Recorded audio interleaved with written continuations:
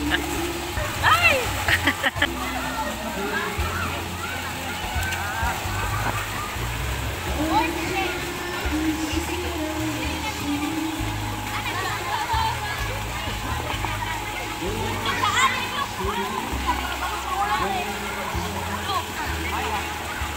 Inay ha, kasi kung muna na yung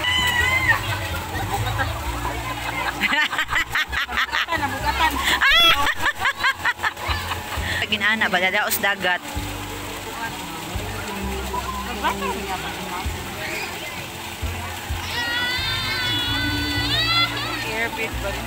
Higda-higdaan. Pero pating inita ang dagat.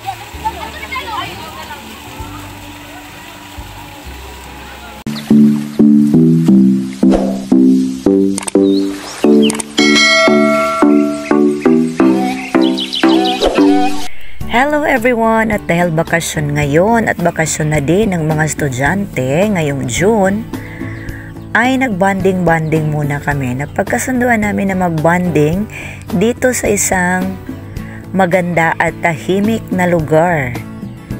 Isa itong inland resort, malamig ang tubig, cold spring po yung tubig dito, at napakamura para sa mga konti lang yung budget at gustong magbanding-banding, punta lang kayo dito sa Pivrish Inland Resort or Pivrish Cold Spring Resort dito sa New Bataan, Davao de Oro.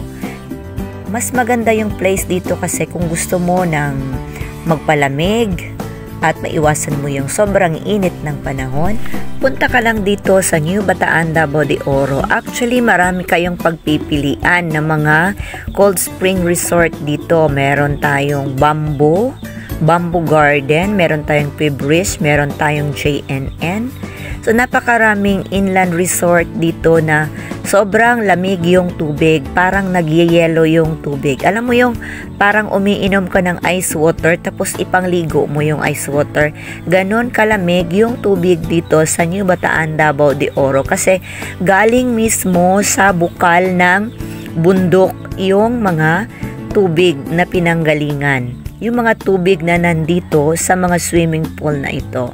So, napaka-refreshing, napaka-cool, perfect na perfect sa mga barkada, perfect na perfect sa mga mainit ang ulo.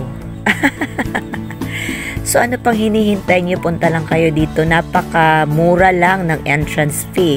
Mula umaga hanggang tusawa. Walang limit. Sa halagang 20 pesos, pwede kayong magsawa na maligo dito. In terms naman ng pagkain, kung hindi ka naman pihikan sa pagkain, hindi ka gagastos ng malaki kasi nagdala lang kami ng linagang saging, tapos ginamos, tapos meron kaming bihon, at saka meron din kaming inihaw na isda. Yun lang yung baon namin. Sobrang tipid kasi yung ano lang talaga namin, sadya lang talaga namin dito is makapag-banding-banding, makapagpalamig, at saka makapag-relax mula sa mahabang panahon ng pagtatrabaho at pag-aaral ng mga estudyante. At dahil mag-grade 12 na itong aking mga grade 11 students ngayon, so bibihira na lang kaming magkikita next school year. So ayan, at sinulit na namin yung aming panahon na magbanding-banding today since wala pa pong pasukan at magiging busy na rin sila sa susunod na mga buwan kasi may kanya-kanya din silang mga ginagampanan sa kanilang buhay. So ayan, sa nakikita nyo, hindi ako naligo, nandito lang ako sa tabi kasi may may buwanang dalaw tayo at hindi ko kayang maligo sa isang napakalamig na tubig habang meron tayo kasi baka kakabagin tayo. Pero actually kagagaling ko lang sa isang island hopping.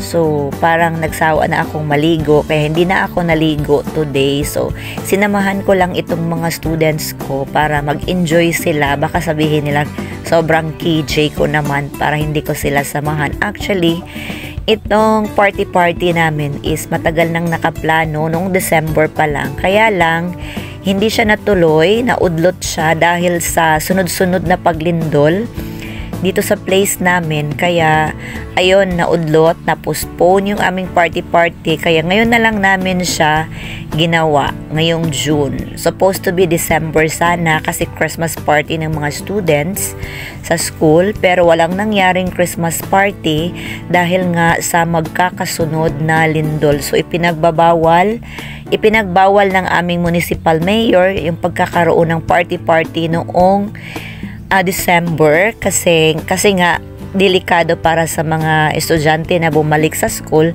Kaya ayun, nagsuspend ng klase at nagkaroon ng asynchronous distance learning.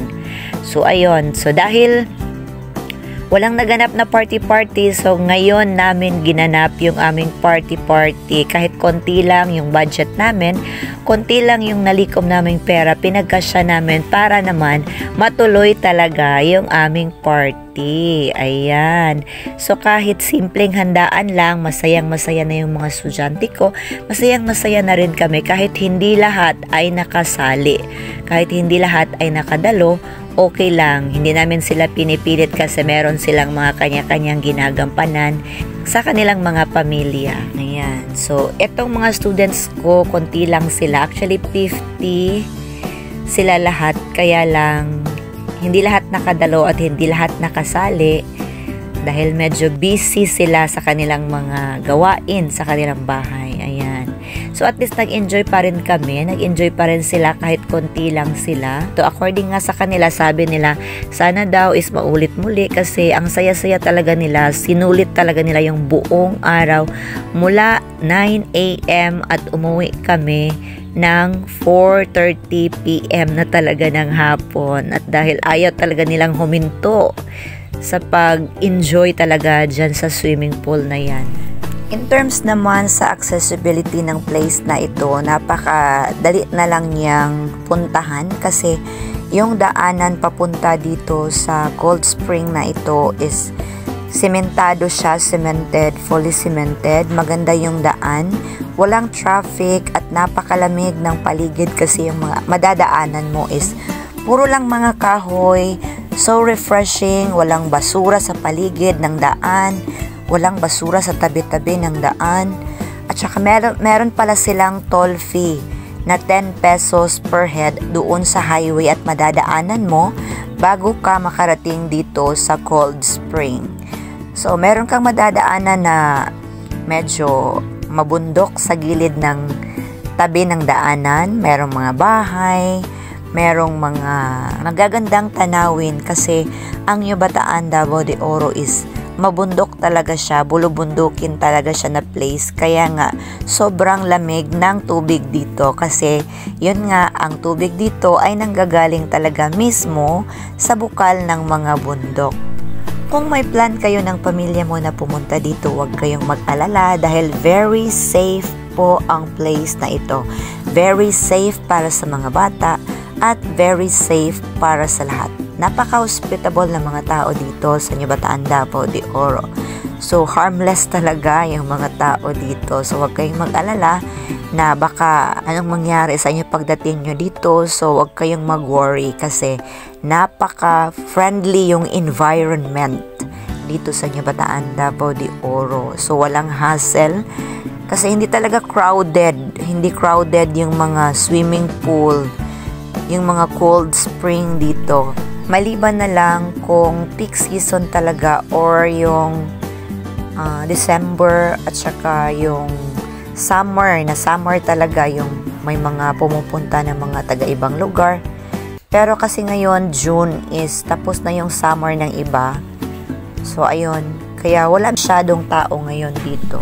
Yung ibang mga tao na taga rito talaga ay nagsasawa na sila dito kasi palagi na lang silang naliligo sa mga ganitong place. So yung iba nag-i-aim naman na pumunta sa mga island hopping kasi dito sa Yubataan, Davao de Oro is puro bundok at mga cold spring lang talaga yung nakikita mo.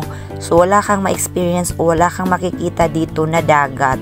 Kaya yung ibang mga tao kung gusto nila ng mga island hopping, gusto nilang pumunta sa dagat, sa beach, ay pumupunta sila kasi malayo talaga yung dagat dito kasi itong Yubataan, Davao de Oro is bulubundukin talaga siya na place.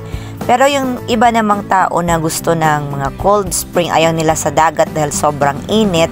So, pwede kayo dito at napaka-safe po para sa mga bata at para na rin sa mga matatanda. So, perfect na perfect po itong mga bukal na ito para makapag-relax at makapag-enjoy kayo. Stress-free po ang place na ito. Napakatahimik. Kung gusto nyo namang mamasyal sa ibaba nito, meron namang napakalaking river. Magandang sapa na may mga malalaking bato pwede niyong puntahan. At doon kayo magmuni-muni, makapag-relax, uupo sa mga malalaking bato, mag-pictorials kasama ng iyong mga loved ones. Perfect. Wow!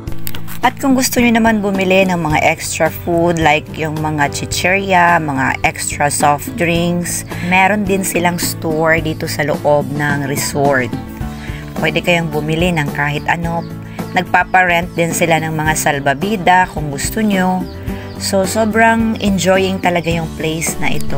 Yung ano lang talaga dito, yung kulang lang talaga dito guys is wala talagang signal dito. Walang landline dito.